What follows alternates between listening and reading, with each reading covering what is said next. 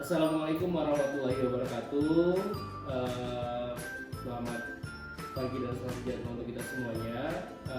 Hari ini saya akan mengerjakan tugas aksi nyata modul 2.3, yaitu tentang coaching observasi proses pembelajaran, bersama dengan saya Abdul Karim dan saya Ibu Rani Karlinda. Oke, kami akan melakukan observasi di dalam kelas dan melakukan pasca observasi nantinya. Selamat menyaksikan. Bagaimana Ibu Rani? Kabarnya sehat? Alhamdulillah sehat Pak, sesuai dengan cuaca hari ini, suasana hati pun juga cerah, alhamdulillah. Oke, alhamdulillah. Ibu, kita akan melakukan pra-observasi di kelas nanti ya, Bu Rani. Besok kita akan melakukan observasi di dalam kelas. Hari ini kita melakukan pra-observasi dulu ya Bu Rani ya. Baik Pak. Ibu ngajar mapel bahasa Indonesia kan Bu? Betul, saya bahasa Indonesia kelas 9 Pak. Oke, kelas 9. Oke, yang ada beberapa hal yang mungkin akan saya tanyakan nanti beberapa Bu Rani. Yang pertama tentang tujuan pembelajaran yang ingin Ibu sampaikan nanti ketika proses pembelajaran itu seperti apa Bu? Oke. Untuk kali ini kan kita materinya saya masih di bab yang pertama ya Pak, yang subtemanya tentang teks deskripsi, di mana teks ini mengulang di kelas 7, hanya saja untuk di fase kelas 9 agak sedikit ada peningkatan. Jadi saya fokus ke tujuan pembelajarannya itu mengidentifikasikan sudut pandang pada teks deskripsi. Sudut pandang ya Bu ya. Sudut pandang. Oke, sudut pandang. Oke, kira-kira yang ingin Ibu kembangkan dalam proses pembelajaran nantinya, yang ingin Ibu capai dalam proses pengembangan nantinya dalam proses belajar di kelas, apa kira-kira Ibu?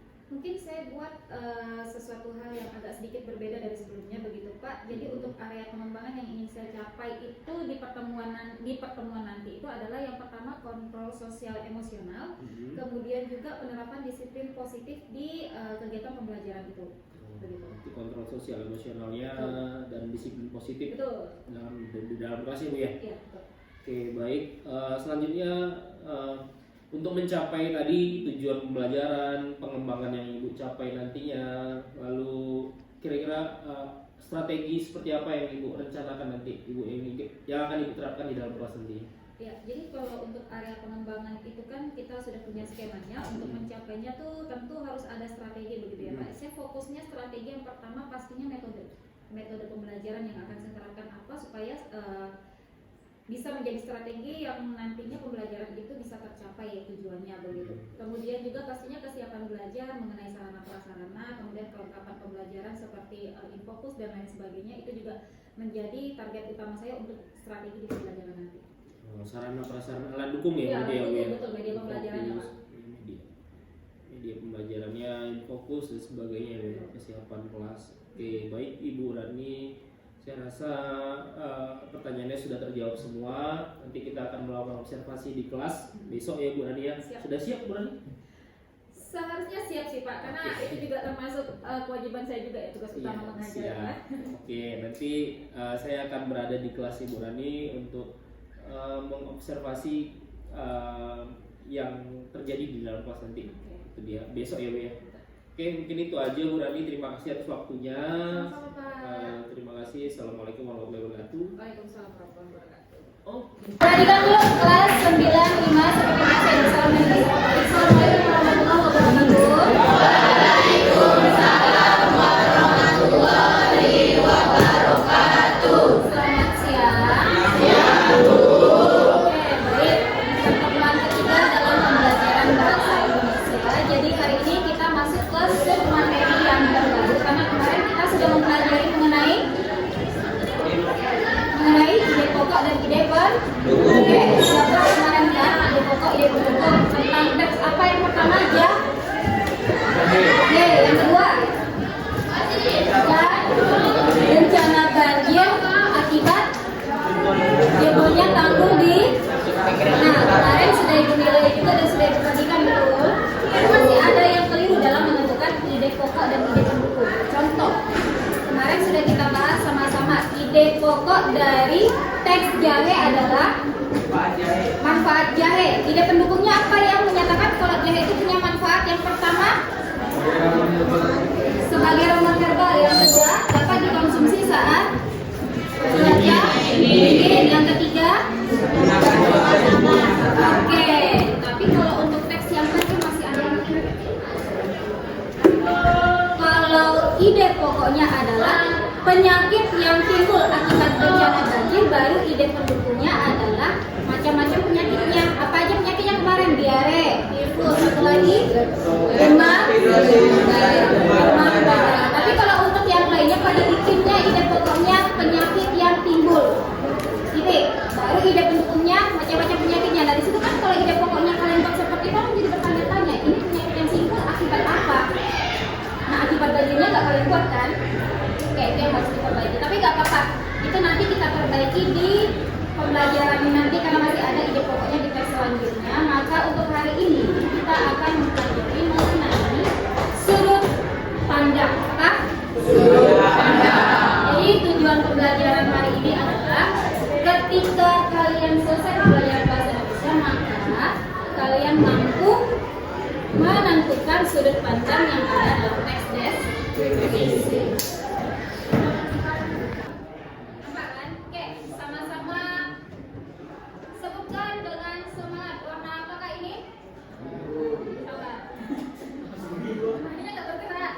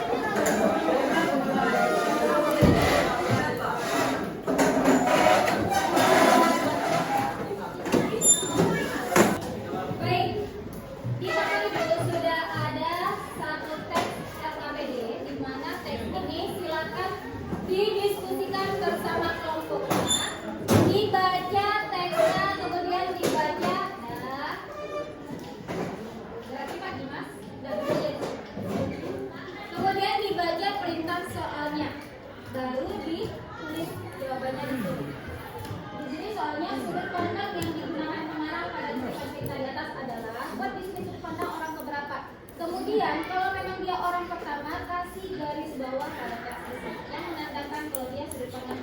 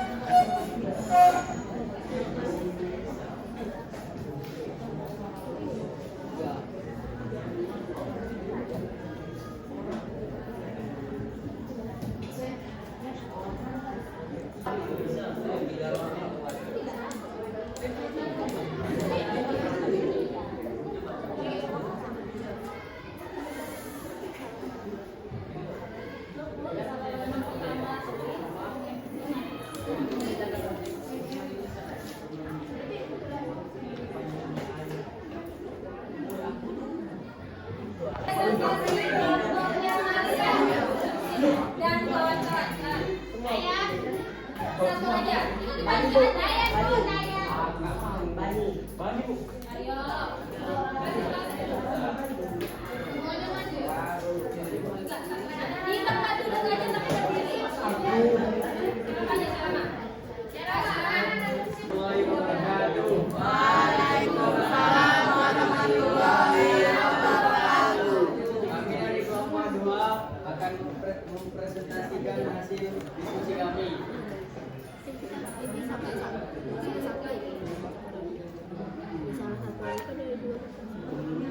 Menurut kami, sudut pandang dari cerita tersebut adalah sudut pandang ketiga.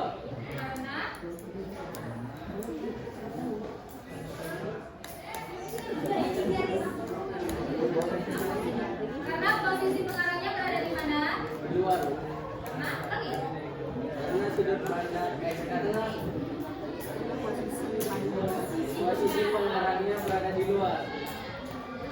Menceritakan tentang Menceritakan tentang rumah Yulisa. masih. Yulisa. Ada yang sama? Sudut pandang orang ketiga ada yang sama? Beda? Ada yang beda? Coba yang beda kanan. Ada. Dan kelompoknya bagus. Makasih yang sudah melakukan kebenaran.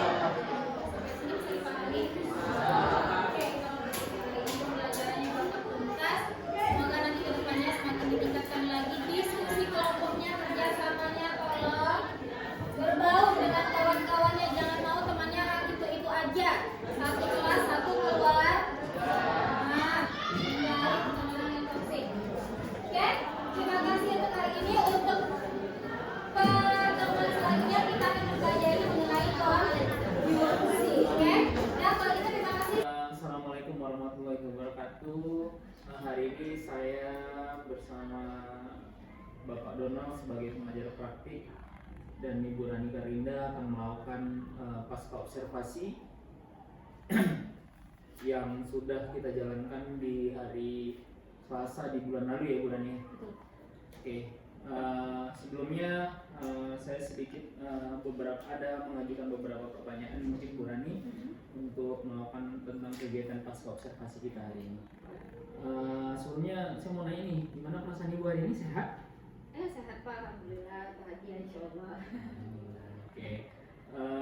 Selanjutnya bisa Ibu ceritakan kembali, merefleksikan apa yang sudah Ibu lakukan di dalam kelas kemarin. Ibu ceritakan kembali mungkin apa yang sudah terlaksana kemarin di kelas gimana? Baik. Jadi di bulan lalu Pak, pada saat kita di kelas sama-sama itu saya kan mengajar seperti biasa gitu. Jadi untuk pembelajarannya itu kan saya memiliki tujuan pembelajarannya ini kan siswa dapat menentukan sudut pandang dari teks deskripsi yang sudah dibaca maupun yang sudah didengar begitu. Nah, adapun skema pembelajarannya itu saya membuat pembelajaran itu berdiferensiasi, tapi itu proses Pak. Jadi siswanya saya buat berkelompok berdasarkan dengan kesiapan belajarnya masing-masing begitu. Nah, untuk metode pembelajarannya tuh saya gunakan waktu itu PBL, jadi berbasis masalah waktu itu. Ya sejauh itu alhamdulillah lancar walaupun masih ada beberapa yang belum mencapai target begitu Pak. Itu singkatnya dulu Pak. Ya saya juga melihat kemarin tuh ada dibuat kelompok ya Bu Rani. Kelompok sesuai kemampuan kesiapan belajarnya mereka dibuat dalam kelompok proses pembelajaran. Oke, selanjutnya Bu Rani, apa yang sudah sesuai dengan perencanaan Ibu sebelum yang kita paskakan kan sebenarnya kita kan pra dulu, apakah semua pembelajaran yang Ibu jalankan kemarin di dalam kelas itu sudah sesuai dengan harapan Ibu? Apa yang sudah dan apa yang kira-kira yang belum terlaksana kira-kira? Bisa diceritakan dulu. Oke, baik. Kalau untuk target ya Pak ya, ini mungkin lebih tepatnya ke target. Kemarin itu saya memiliki target yang pertama pada saat proses pembelajaran itu saya ingin menerapkan disiplin positif di situ Pak. Nah, untuk penerapan disiplin positif itu sudah mencapai target. Jadi siswa sudah saya terapkan sebelum belajar itu mereka membaca doa. Kemudian ketika ada sampah di sekelilingnya mereka juga inisiatif mengambil sampah supaya pada saat proses pembelajarannya berjalan dengan nyaman begitu ya Pak ya. Nah, selain itu juga pada saat diskusi kelompok siswa sebenarnya bisa menjalankan pekerjaan mereka, tapi memang ada beberapa masalah di sayanya mungkin begitu Pak. Jadi pembelajaran itu saya merasakan masih belum aktif siswanya. Jadi masih ada yang pasif, masih ada yang individual, tidak mau berkolaborasi satu sama lain. Walaupun ada beberapa, tapi kelompok lainnya ada yang asik sendiri untuk itu. Baik, jadi ada tantangan tersendiri berarti Bu ya. Betul. Ada siswa yang mungkin ada yang sudah mencoba berbaur sama teman-teman kelompoknya, ada yang belum, masih pasif dalam proses berkelompok. Oke, jadi ke depan rencana Ibu untuk mengatasi hal tersebut kira-kira bagaimana? Rencana selanjutnya lah supaya mengatasi siswa yang tadi Ibu sampaikan tadi yang masih mungkin belum bisa berbaur dengan teman sekelompoknya dan masih sibuk dengan sendirinya lah, kegiatan sendirinya. Oke, mungkin rencana tindak lanjut itu ya Pak ya. Rencana tindak lanjut yang akan saya terapkan ke depannya supaya hal seperti itu tidak terjadi lagi. Saya berinisiatif mungkin penguasaan metode Pak. Penguasaan metode itu mungkin harus saya lebih perkuat lagi. Kemudian juga itu mungkin secara ininya media ajar begitu. Media ajar supaya dibuat dan bisa lebih menarik lagi. Mungkin kalau hanya sekedar berkelompok seperti itu saya bagikan kertas tanpa ada inovasi yang lain mungkin kan bosan begitu ya Pak ya. Jadi mungkin saya rencana tindak lanjutnya itu mungkin saya bikin suatu pembelajaran yang mungkin dengan cara saya dengan berkelompok tetap dengan berdiferensiasi tapi dengan metode atau bahan ajar yang lebih variasi lagi. Berarti metode dan bahan ajarnya yang divariasikan ya Bu ya, sehingga mereka mungkin lebih tertarik dengan proses pembelajaran yang Ibu lakukan nantinya di dalam kelas. Mungkin itu bisa dilaksanakan di kelas berikutnya lah ibaratnya gitu ya. Oke, sebaiknya selanjutnya kira-kira makna yang bisa Ibu ambil dalam proses observasi ini, baik itu dari pra observasi sampai ke pasca ini, makna yang bisa Ibu petik lah dalam kegiatan kita ini apa kira-kira? Jadi dalam kegiatan ini kan kita sudah melaluinya dengan bertahap ya Pak ya, pra, kemudian kita observe, dan sekarang kita laksanakan pasca. Jadi sekarang ini yang saya rasakan adalah makna tersendiri bagi saya jadi tahu nih kekurangan saya ini apa, begitu. Saya tahu kekurangannya apa, kemudian secara tersendirinya itu saya langsung dapat solusinya, begitu, untuk kedepannya saya lakukan perbaikan, begitu. Jadi sebenarnya yang saya tangkap, observasi ini bukan tahap untuk menggurui sesama rekan sejawat, tetapi untuk kita berbagi dan saling sharing, begitu Pak. Jadinya kan istilahnya kalau saya ada kekurangan kan Bapak sendiri sebagai apa ya, mentor lah ibarat pada saat itu kan, observernya itu bisa memberitahukan, bukan memberitahukan sih Pak, tapi kayak membimbing saya, ini loh Buran, ini loh ini loh gitu. Jadi secara tidak langsung saya tahu kesalahan saya dan dengan sendirinya bisa menemukan solusinya, begitu Pak. Itu yang saya tangkap. Baik, terima kasih Bu Rani. Jadi saya sudah menangkap apa yang Ibu sampaikan dari awal tadi, mengembangkan proses pembelajaran yang menarik dan menyenangkan, untuk mengatasi siswa yang mungkin tidak semua siswa berkeinginan atau berkelompok gitu ya Bu ya. Jadi menggunakan metode yang bervariasi dan sehingga mereka lebih tertarik dalam proses pembelajaran Ibu. Dan ketika observasi ini juga saya juga berharap kita bisa berkolaborasi bersama, bukan sebagai penilai ya ibaratnya ya. Jadi kita bekerja sama untuk menciptakan suasana belajar yang mungkin menyenangkan lah dan menarik di dalam kelas. Mungkin itu saja Bu Rani yang bisa kita laksanakan di pasca observasi. Terima kasih atas waktunya Ibu Rani. Ya, terima kasih juga Bapak sudah memberikan